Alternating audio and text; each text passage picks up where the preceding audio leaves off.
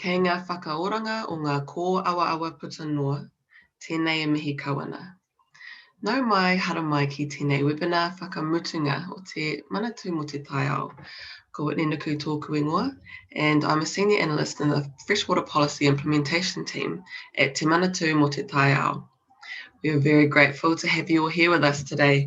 Nei rā te mihi nui kia koutou. To open this session, as we may have a few new members of our audience today, we'd like to start with a word of welcome from our Deputy Secretary, Martin Workman. Mā taki mai.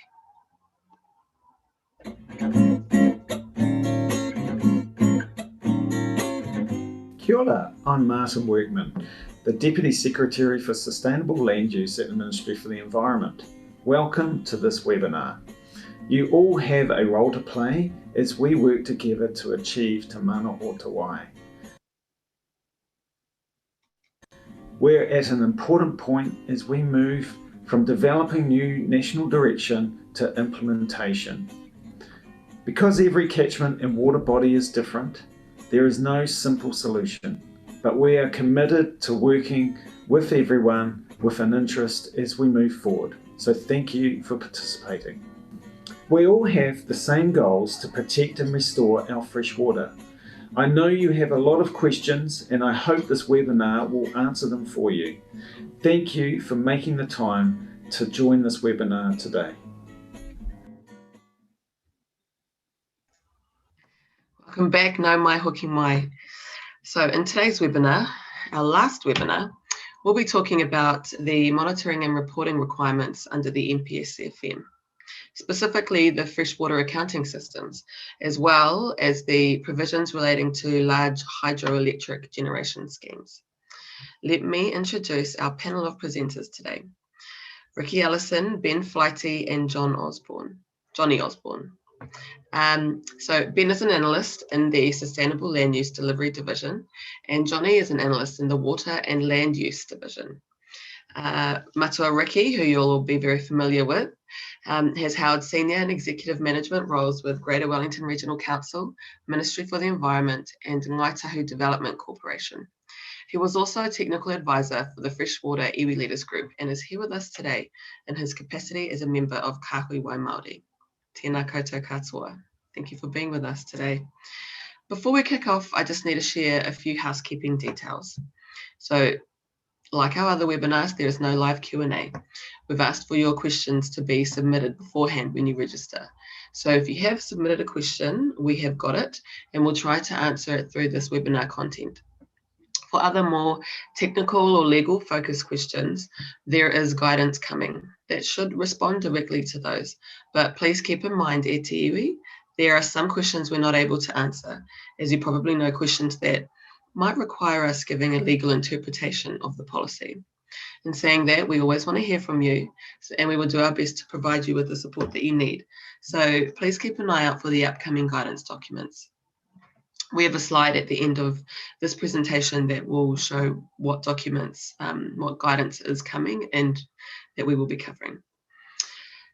So lastly, this webinar is being recorded, so it will be available for you to send to your networks. All of our webinars from this series are available on the Ministry for the Environment YouTube channel, as well as on our MFE website. Hei aha, to start us off and to get us into the right frame of mind, please watch this short clip to remind us exactly why we are all here today. The importance of giving effect to Te Mana o Te Wai. After which, I will pass the time to our panelist, Ricky Ellison. Tēnā rā koutou katoa.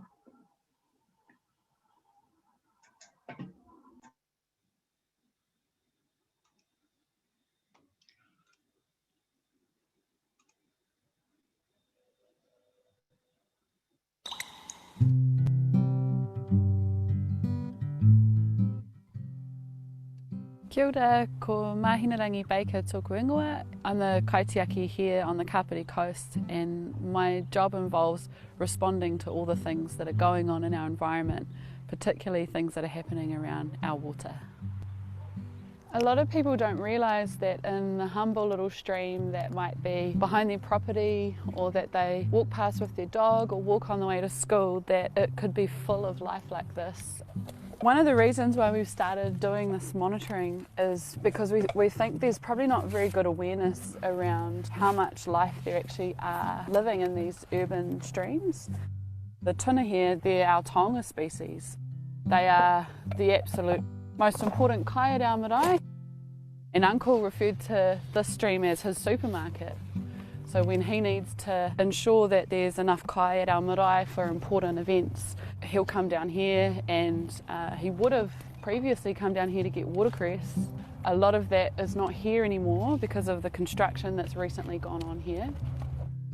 These streams nourish us, they feed us, but there's a lot of other aspects of life that they support.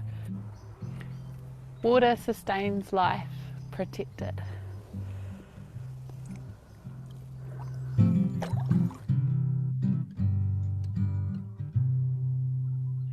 Tēnā koe matua, Ricky. Kia ora mai tātou, ka Ricky Ellison tōku ingoa, no Naitahu, te Aotearoa me Ngāti Tōrangatira hoki.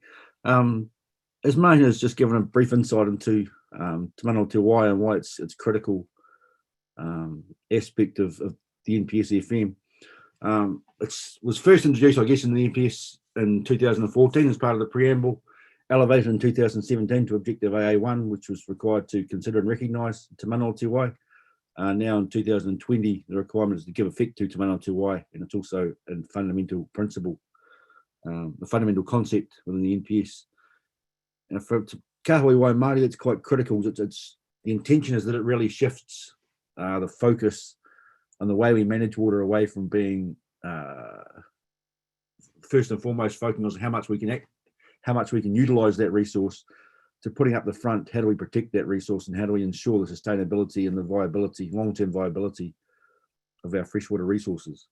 From an EU perspective, I think we believe we have an obligation to protect Te Mana o Te Wai, to provide, to ensure the mauri or the life force of our waterways is protected, as we do with all parts of the environment, because they're all connected. And certainly Te Mana o Te Wai is one of those things that links all parts of our natural world together. But I think it's also important to acknowledge that Te Mana o Te Wai in the context of the NPS FM is intended to represent or intended to encapsulate all the community values. It's not just a Māori, what is a Māori concept, but it's not intended to be solely a Māori view. It's a community view really of what they value, how they value their water bodies, and the obligation and the expectation that these water bodies will be provided for long term for both now and for the future generations. So in terms of Te Mana o Te Wai, it's not a singular value. It's the sum of a lot of things, I guess, in terms of when you look at the NOF, things like ecosystem health, human health, threatened species, all of those things combine to contribute towards Te Mana o Te Wai. And Te Mana o Te Wai is really a measure of all of those things in total, rather than individual parts of it. And in the diagram you've got in front of you, the obligations, first of all, you've got Te Mana o Te Wai, the health of the health of our nation. Beneath that, the first layer of obligations there, the intention was really to when we're managing our water, to say we need to manage first and foremost, we need to protect the health and the mauri of the waterway, rather than looking at the resource, looking at the waterway and saying how much can we use, or what can we utilise it for. First and foremost, when we're managing it, we need to be thinking about how do we protect the health and well-being of this waterway, ensuring it can provide for both our community values today and into the future. So it's a sustainability aspect. Secondly, the second obligation there, really about providing for essential human health needs such as drinking water. So rather than just being, all needs being equal, we're saying human health needs need to be elevated above other uses, which is the third box there, which is other consumptive uses, discharges and takes that do not adversely impact the mauri of the fresh water. So it's about ensuring, again, if we are going to use it, that we use it in a sustainable way and that the long-term viability of that water body is protected. And across that, and across Te Mana o Te Wai, I think it's important to, it's not a binary thing where you either have Te Mana o Te Wai, you don't have it. It's really important to acknowledge that Te Mana o Te Wai exists along a continuum, and you can diminish the mana or the mauri of the water by discharging into it, overusing it, over extraction, over allocation, and at the same time we can enhance it or enable it to regenerate itself by doing things that enable those values or the well-being of that water body to replenish itself. And as I said before, it's really a measure of how well that water body can provide for those community values, the things that we place, the values we place upon a water body as people. Acknowledging that people are also a critical part of the environment. It's not that the environment is on one end, one box, and we're another box. People in the environment are part of the same system, the ecosystem. We need to acknowledge that and make sure we can sustain each other. The second layer there, principles. The first three in purple are really principles taken from Te Ao Māori, the Māori worldview, and mirrored in the second three boxes there in green from a Māori or a non-Māori or a Pākehā worldview, Western worldview, if you like. So just explain a little bit more about what they mean. Mana whakahaere is really the right and the obligation of tangata whenua from that place, from that catchment, to be involved in the decision making around their water bodies, to making sure that they have a say in how their water bodies are managed and used and protected. Kaitiakitanga, people will be familiar with that concept from the RMA in terms of guardianship. But I think in a Māori worldview, kaitiakitanga is really a management system. It's much broader than just guardianship. It's as much about as providing to ensure these resources can provide for us today as it is protecting them for future generations.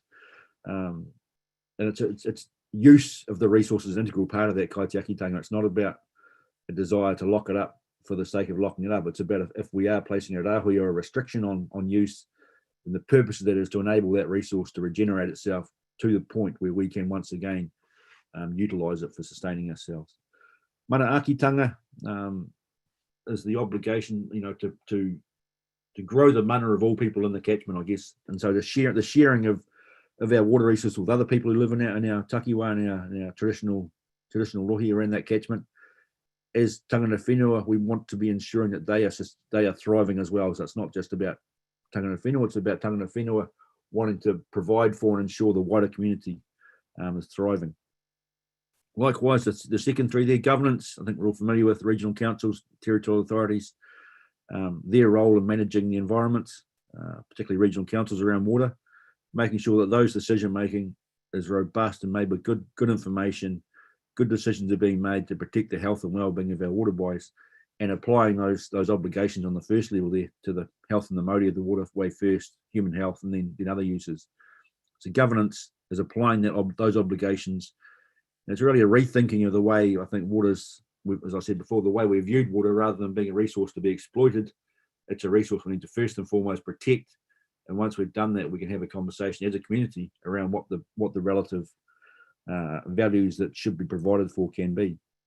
Stewardship, again, the flip side of kaitiakitanga to some extent, probably perhaps a little bit more constrained in terms of wanting to make sure that we're doing things that ensure the long-term viability, sustainability of the waterways. And care and respect, I think we all understand, likewise with manaakitanga, it's about wanting to care and respect for that resource, whether that's from a Māori perspective as one of our relations, our ancestors, descended from our ancestors, or from a non-Māori perspective. I think, we all have a close relationship with waterways. Most New Zealanders understand the importance of waterways and enjoy them for a range of reasons, and we need to just care and respect for those things. The final layer there, leadership. So iwi hapu Māori landowners, whānau hapori, whānau and communities. This is really trying to reflect the treaty partnership, so that on one hand you've got iwi and Māori in the community or in the catchment, the ones who maintain their mana or their ahikā, their tangata whenua status in that catchment, working alongside the Crown and the community to make sure these things are managed properly. And on the right-hand side there, Ngāritina, are really some sort of underlying rules, if you like, principles. So the Te Tiri Te Waitangi Te Tahu or Te Kaupapa o Te Wai. So the Treaty of Waitangi is the po or the base on which this structure is built. Te Mana o Te Wai, Te Mauri Te Wai. Again, Te Mana o Te Wai is a fundamental concept. We need to protect the health and well-being of our waterways first and foremost. Te mana motuhaki, that refers to the iwi from that place, or the hapu from that place, being the ones who should have a say in that waterway. It's not for me to go to another, as being Ngaitahu, it's not for me to go to Ngāpuhi and tell them how they should be managing the waters. That's for the people from that place to be making those decisions. Again, kaitiaki, the people of that place are the ones who exercise kaitiakitanga and the ones who have the responsibility for those particular waterways. Collectively, we all have responsibilities as people looking after our environments, but specifically in that place, it's the mana whenua, or the hapu and iwi who live there, who come from that place, that have the responsibility to exercise the kaitiaki responsibilities. And again, similarly, mana whakahaere o hana hapu mina iwi, again, it's the people from that place that need to have the responsibility for doing those things, and the ongoing obligation to protect those waterways. In terms of the monitoring discussion today, I think it's really critical that when we talk about Te Mana o Te Wai as being a holistic concept, that we need to monitor it holistically, that we're not, we can break it down to constituent parts, but Te Mana o Te Wai and the monitoring of that is really about putting that back together and saying the overall well-being, if this water body is being provided for, or is being degraded, or is improving, based on the collective rather than individual things like nitrogen or sediment or all those parts. Those things all contribute to it. And certainly the compulsory value of mahinga kai is closely linked to Te Mana o Te Wai, because mahinga kai is in a good state, so there's plentiful food resources, or the resources that we rely on, and they're in a state that we can consume them, then Te Mana o Te Wai is likely to be stronger.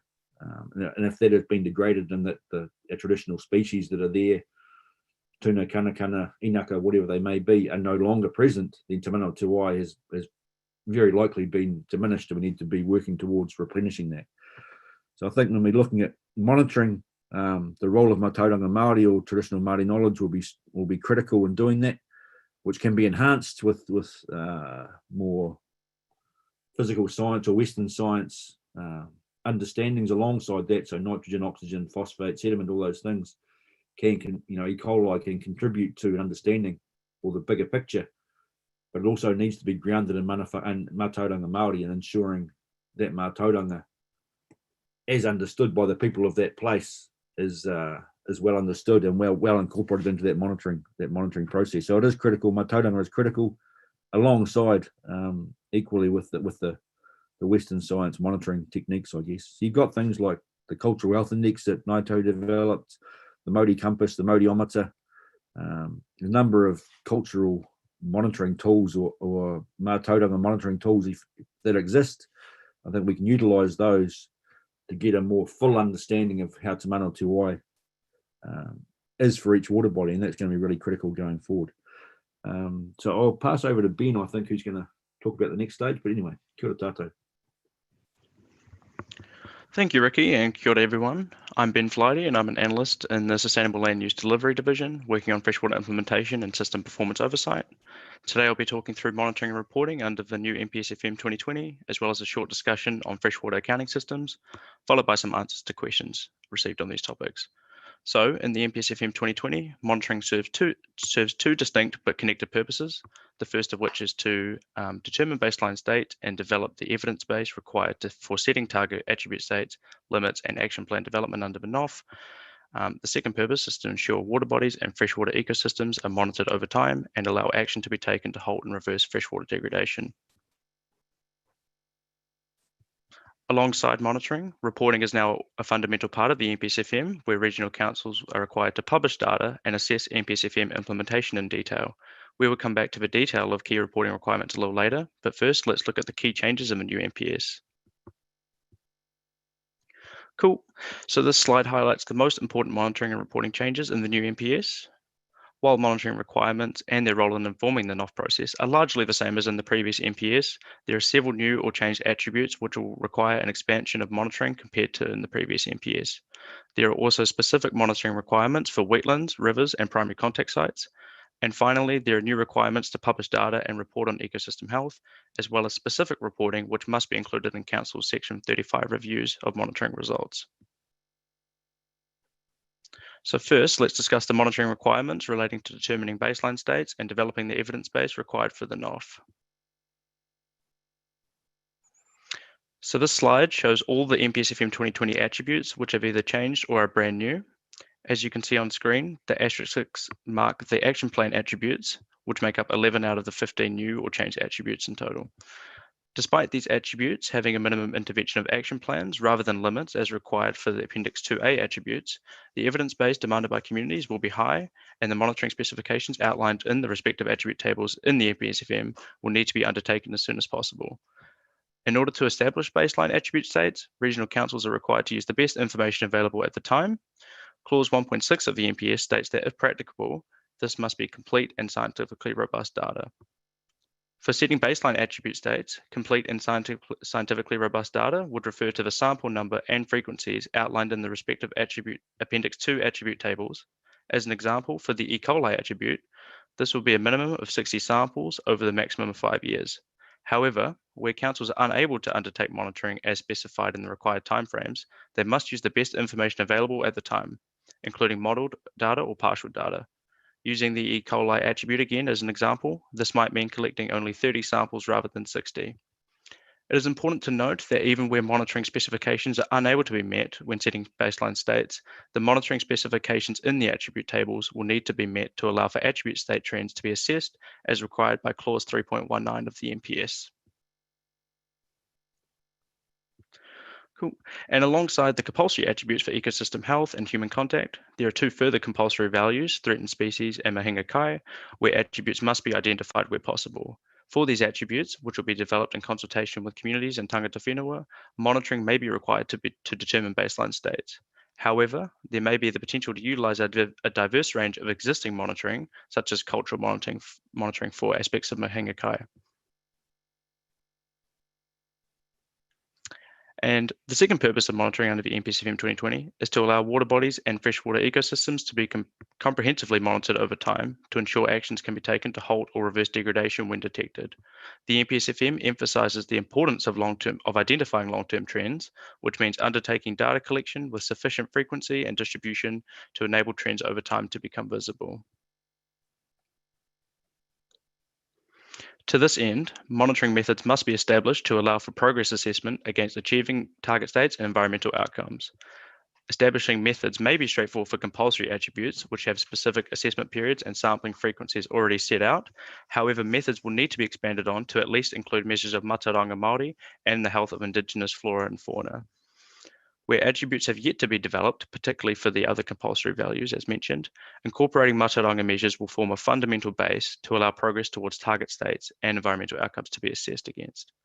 It will be no surprise that tangata whenua and communities will be pushing for a high evidence base, so engagement on identifying attributes and environmental outcomes will need to inherently involve conversations about what monitoring will need to be undertaken to allow for progress assessment, who will be responsible for undertaking various aspects of monitoring, and how the monitoring will be done, including how the information will be collected, shared, and stored.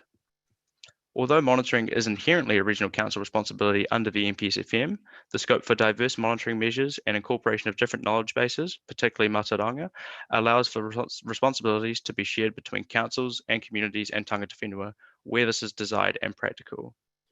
The potential for shared monitoring responsibilities under the NPS-FM could also inform the development of iwi participation agreements, also known as mana whakahono arohi, which are a tool established in the 2017 RMA amendments to provide a mechanism for discussions and agreements between iwi authorities and local authorities. For example, the first mana whakahono arohi was recently signed between West Coast Regional Council and Putini Ngāi Tahu and includes an agreement to work together to ensure culturally relevant environmental monitoring programs are designed, including through the incorporation of Mātauranga and cultural monitoring tools endorsed by mana whenua. Other arrangements which have devolved monitoring responsibilities, such as the recent transfer of water quality monitoring to Wharetoa Māori Trust Board in the Lake Taupo catchment, shows a greater willingness by councils to share responsibilities and allow for broader community involvement in freshwater management. I think the NPS-FM 2020 now presents an opportunity for regional councils, communities and tangata whenua to continue this work and align with the range of new monitoring specifications. The ultimate aim of monitoring methods then is to ensure there is sufficient monitoring undertaken to assess attribute state trends, which is whether they are improving or deteriorating, If trends are unable to be identified, changes to monitoring regimes are required. This could mean increasing monitoring frequency or the number of sites monitored within an FMU. So alongside the monitoring regimes that will need to be established to both inform the NOF process and ensure water bodies and ecosystems are monitored over time, there are requirements to develop monitoring plans for both wetlands and rivers. For wetlands, councils are required to maintain an up-to-date inventory of natural inland wetlands with key information, including existing monitoring information. Councils may also include information for other wetlands. For both wetlands and rivers, the Council must develop specific plans to monitor their conditions, and this must enable assessment of policies, methods, and rules and plans against this. The underlying aim of monitoring plans are to protect from loss of extent and values, and to ensure there are methods to respond when this is detected. In addition, the NPS-FM 2020 requires primary contact sites to be monitored for their risk to human health and their suitability for activities that are known or generally expected to take place in them. While there are no direct requirements which follow from this monitoring, apart from needing to increase sampling and investigate contamination causes if a site returns an E. coli sample of more than 260 per 100 millilitres, it would be expected that regional council actions would reflect the severity of information obtained. For example, if a council detects significant contamination in a primary contact site, it may warn the public of this risk via signs. Other actions to improve the suitability of primary contact sites may be done by proxy via attributes, such as through the limits required to meet a target periphyton state, or action plans to be developed that will reduce the number of invasive plant species. Communities may also seek attributes to be developed for the natural form and character value in Appendix 1B of the NPS, such as visual clarity. Cool. Now that we have covered the main monitoring requirements under the NPS-FM 2020 and the major changes, we will now move to reporting requirements focusing on ecosystem health. So the first piece of reporting councils must do for ecosystem health is to publish data annually for every attribute monitored for the 5 ecosystem health components, which are water quality, water quantity, ecological processes, habitat, and aquatic life.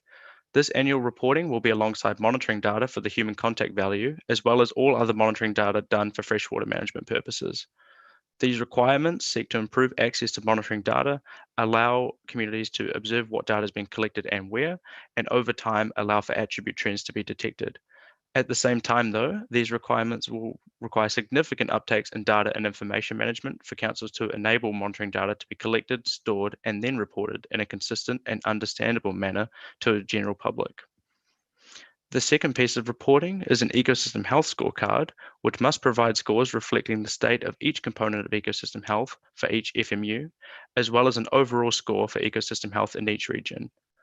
While the mandatory Section 35 report content will require substantial analysis of regulatory actions, monitoring data, and environmental pressures on the region's FMUs, the ecosystem health report card will require engagement with data that can produce scores on each ecosystem health component.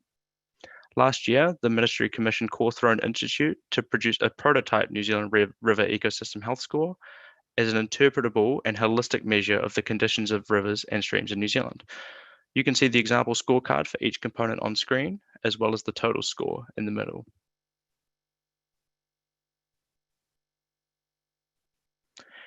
Here you can also see the breakdown of the prototype score for the water quality component, broken down by metric, which is the equivalent of an NPS-FM attribute.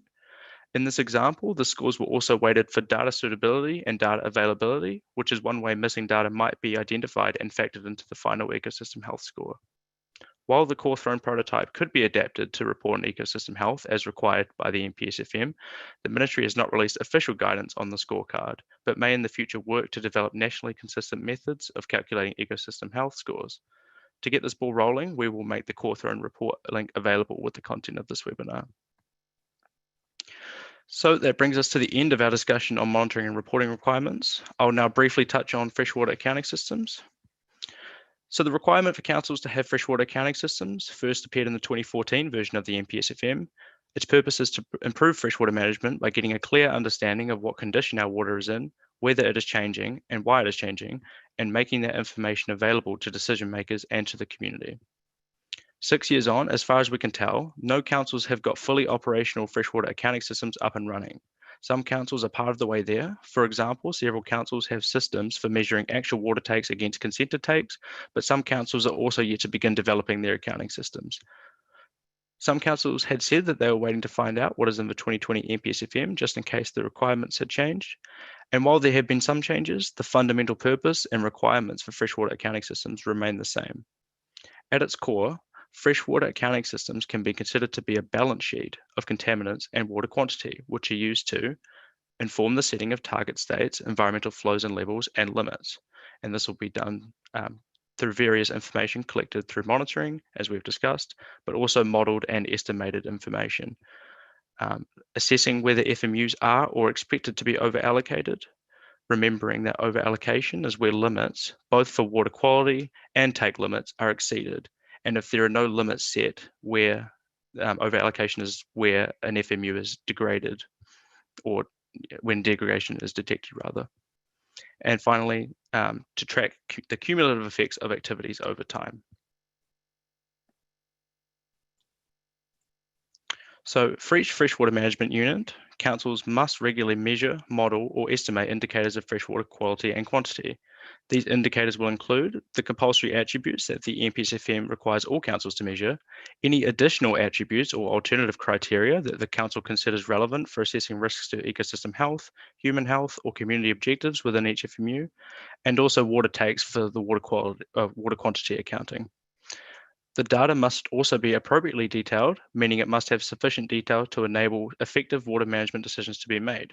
However, the detail of the accounting systems can reflect the significance of water quality and quantity issues in each FMU. So 2 separate sets of freshwater accounts must be kept, one for water quality and one for water quantity.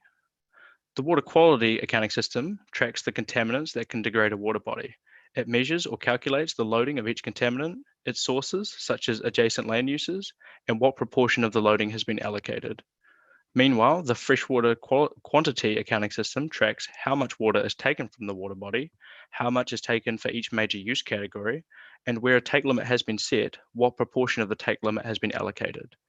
This water quantity tracking must be done for all water takes, not just those that have resource consents. In practice, this may mean councils will gather information using various means, such as a combination of measured consented takes as well as an estimation of other takes. As I've already discussed the reporting requirements, I will only reiterate briefly that recording must be done annually for all data collected by monitoring for freshwater management purposes, and at least every 5 years for the Section 35 report and ecosystem health scorecard.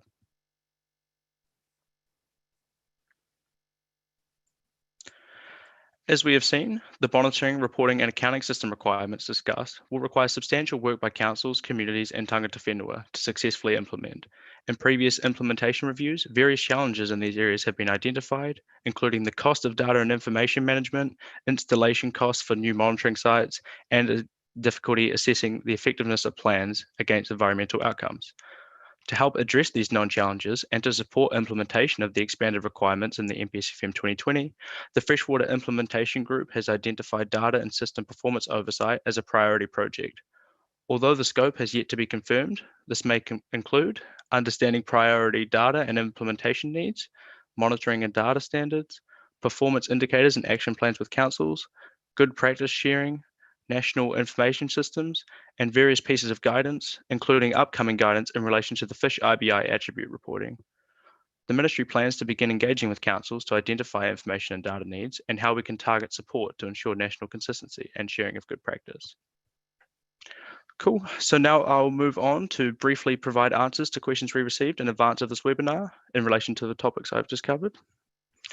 Starting with question 1, whether monitoring includes modelling / freshwater accounting systems. So information obtained from freshwater accounting systems is necessary for determining whether target attribute states and environmental outcomes are being met. Monitoring plans and methods should therefore include information from the freshwater accounting systems. However, they must also include additional information relating to Mātauranga Māori and Indigenous flora and fauna, and any other information considered necessary to show long-term trends in the state of the water body.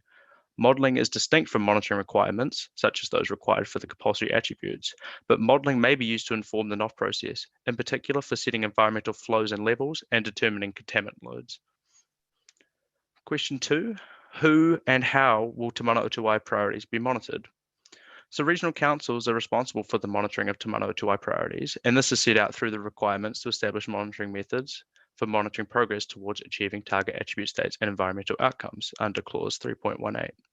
Te Mana o Tuai priorities will be monitored through regular measurement and assessment of attributes or alternative criteria which reflect water body health, human health risks, and capacity for human, economic, and recreational use. These things can be considered pieces to the puzzle in terms of assessing Te Mana o Tuai in a holistic manner, as Ricky was mentioning earlier. As discussed, this must include the core attributes specified in the NPS 2020, which will be measured as part of the Council's freshwater accounting system. Additional attributes, especially for compulsory value mahinga kai, which has no compulsory attribute set, will be developed by councils in consultation with iwi and their communities. Who actually undertakes the attribute monitoring will depend on each council, the extent to which iwi and hapu wish to be involved with the process, and what attributes are developed as part of the NOF process. There is certainly an expectation, though, that different groups will be involved to varying extents in the attribute identification process and by proxy monitoring. For example, tangata whenua would be more expected to have a large say in the development of a mahinga kai attribute than the broader community. Question 3, what changes to the NPS, if any, may occur with any change in government, and is there a plan B? So since this question was received, we've had a new government confirmed for the next 3 years. The government has laid a very clear pathway via the RMA, the NPS FM 2020, and the National Environmental Standards for Freshwater to substantially improve freshwater management in all regions. The government expects this pathway to continue through to 2026, when all regions will be fully implementing the Essential Freshwater Package. Question 4, please explain the changes to regional reporting. So this question's already been covered by my webinar content already, with the key points being that there are 2 types of reporting: annual data about each component of ecosystem health, the human contact value, as well as all other monitoring data collected for freshwater management. And this sits alongside at least 5 yearly reporting as part of the Section 35 monitoring reviews and an ecosystem health scorecard published at the same time. These reporting requirements replace the broad requirements under the previous NPS, which only required general reporting on the extent to which NPS FM requirements have been implemented. Question 5, does cultural monitoring matter? For example, Kaiora or Haora cultural health assessments? Should councils be involving kaitiaki? So as we have discussed, regional council methods for monitoring progress towards achieving target attribute states and environmental outcomes must include measures of mātauranga Māori. Cultural health assessments or similar measures may therefore be useful to determine progress towards achieving target states for some attributes, particularly those developed for mahinga kai or other Māori freshwater values. The NOF process requires tangata whenua to be engaged in all steps, which means kaitiaki should be involved in determining outcomes and target states, and this involvement will in turn inform the monitoring methods required for assessing progress in achieving the target attribute states. Question 6, wetland monitoring and reporting requirements. So these requirements are set out under clause 3.23 of the NPS and require developing a monitoring plan that monitors the condition of natural inland wetlands, contains sufficient information to assess whether policies, rules, and methods are ensuring no loss of extent or values of wetlands, and include methods to respond if this is detected. In terms of reporting, any data obtained from monitoring wetlands, whether as part of a wetland monitoring plan or related to ecosystem health or other attributes, will need to be published annually. Councils must also maintain an up-to-date inventory of mapped wetland information. And finally, question 7, saltwater intrusion monitoring and groundwater resources. So as stated in clause 1.5 of the NPS FM 2020, the NPS applies to all fresh water, and this includes groundwater. Saltwater intrusion into groundwater affects both the water quality and water quantity components of ecosystem health, and if water sources are contaminated by saltwater, then the water cannot be used for various purposes such as irrigation and drinking. Near the coast, excessive use can reduce groundwater levels below sea level so that seawater intrudes into the aquifers, making the groundwater salty and unusable. There is some evidence that seawater intrusion has occurred in some coastal areas, and so regional councils will need to be aware of any risks to saltwater intrusion when implementing the NPS FM. Where saltwater intrusion has or may be expected to impact on water quality and quantity, regional councils may need to identify attributes or alternative criteria in order to manage the risk of saltwater intrusion, as compulsory attributes relating to saltwater intrusion have not been developed. It is also important to note that councils should be accounting for these risks when setting limits. In addition, where saltwater intrusion is a risk to groundwater sources, this would need to be included in the Section 35 report as part of the description of environmental pressures. Cool, so that's a wrap on the monitoring, reporting and accounting systems content for today. And I will now pass on to Johnny Osborne, who will be covering hydroelectric generation schemes in the NPSFM. Kia ora, everyone. Thanks very much, Ben. Kia ora koutou, ko Johnny Osborne toku ingoa, and my kōrero today is about the provisions for the large hydroelectric generation schemes in the NPSFM.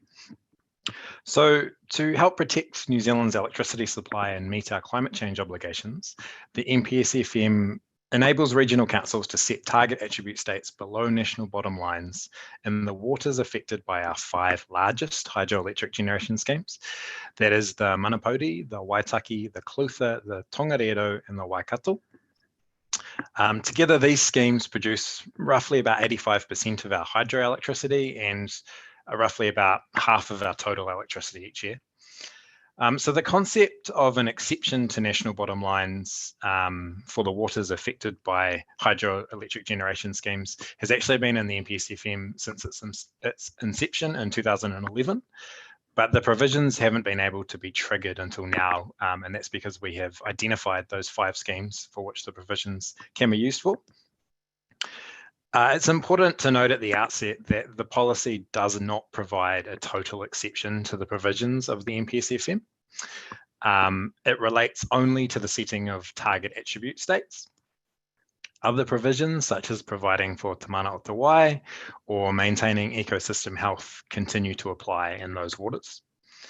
It is also worthwhile noting that the policy only applies to the waters affected by those 5 large schemes, which I named earlier. It doesn't apply to all waters that are affected by hydroelectric schemes. And finally, I just want to stress that the policy does not oblige regional councils to set target attribute states below national bottom lines. The decision of where to set a target attribute state remains with the regional councils. But in the catchments where the provisions of this policy apply, the potential point of where to set a target attribute state shifts from the national bottom line and up to current state and up. Next slide, please. So in order for a regional council to consider using the policy and establishing a target attribute state below a national bottom line, there are a number of criteria it must be satisfied have been met. The first is that the state of the ecosystem health of the water is already below national bottom lines. This is because regional councils remain required to ensure that ecosystem health is at least maintained. Therefore, if ecosystem health, as measured using the attributes in appendices 2A and 2B, is above national bottom lines, this policy cannot be used. In no way, I just want to stress, in no way can this policy lead to the degradation of water. It follows then that regional councils are only able to establish target attribute states below national bottom lines for those attributes that are currently below national bottom lines. If the policy cannot be used, the policy cannot be used to set target attribute states below national bottom lines for a bunch of attributes if only 1 or 2 of those attributes are currently below national bottom lines. Secondly, a regional council must be satisfied that setting a target attribute state at the national bottom line would have an adverse effect on the benefits provided by the scheme, particularly its contribution to meeting our climate change obligations and its importance in ensuring the security of New Zealand's electricity supply. If a regional council considers it's possible to set a target attribute state above the current state without affecting the benefits of the scheme, albeit not necessarily to the point of meeting a national bottom line, then it must do so. This ensures that other land users in the catchment are required to improve their practices, just as their counterparts in other degraded catchments are. Regional councils must be satisfied that the hydroelectric scheme itself is a contributing factor to the state of the degraded attribute. If the hydroelectric generation scheme does not contribute to the state of the degraded attribute, then it follows that other land users who are responsible for the degradation be required to improve their practices. Finally, it is necessary to address the impact that obligations stemming from the Treaty of Waitangi might have on the hydro policies. As primary legislation, treaty settlements have a primacy over the provisions of the NPSFM, and any frameworks or agreements made between the Crown and relevant iwi and hapu will guide the decision-making in these catchments. So that's me. I'll now go back to Whitney to wrap up the seminar. Thanks. Ngā mihi nui ki tō tātou panel o tira kia koutou hoki e mātaki mai ana. Thank you again to our panelists today, Ricky Ellison, Ben Flighty, and Johnny Osborne, tēnā koutou. To everyone online, thank you all for joining us today for our last webinar of this series. We hope you have found them useful. If you've had any more pātai arise after this session, you can email us on freshwater@mfe.govt.nz, but you'll see on this slide, and I know there's a lot of detail in there, so please take a screenshot right now if you can. You'll see on this slide a summary of existing, upcoming and possible guidance for this year and next year. So this is all the guidance we talked about in the webinars and a few little extras that are coming. And these are subject to change, but they're also still relevant nonetheless. Also, you will receive a feedback form shortly and would be very grateful if you could complete that for us.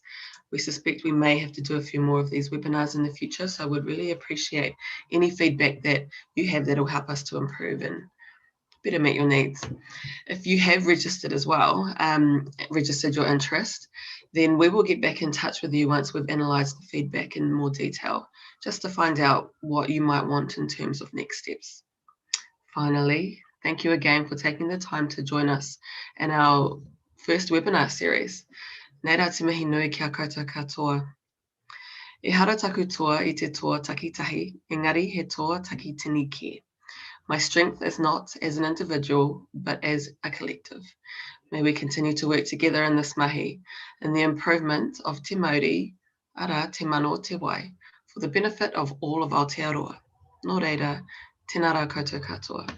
Kia ora, hui hui mai anō tātou.